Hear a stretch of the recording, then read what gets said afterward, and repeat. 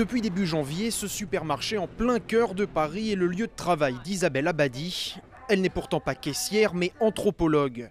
Sous le magasin, elle et son équipe ont fait une découverte étonnante, plus de 200 squelettes, hommes, femmes et enfants. Les corps ont été déposés en rang, en 3 rangs parallèles, bien serrés, bien organisés.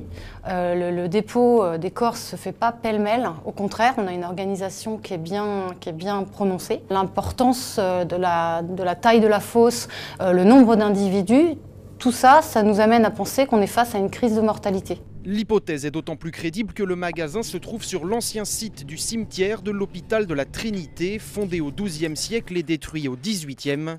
Pendant cette période, 3 épidémies de peste et la variole frappent Paris. Des prélèvements ADN sont en cours pour déterminer notamment la cause et la date des décès qui peuvent aussi être la conséquence d'une famine. Pour les salariés du magasin, toujours ouvert pendant les fouilles, le quotidien est forcément un peu perturbé. J'ai 2 réactions. J'ai du personnel qui est très curieux et très intéressé par ce qui se passe. Et puis on est quand même sur des sépultures. Donc j'ai une certaine partie du personnel qui, elle, disons, ne va pas voir. Les fouilles doivent prendre fin le 20 mars pour que le supermarché puisse mener à bien ses travaux.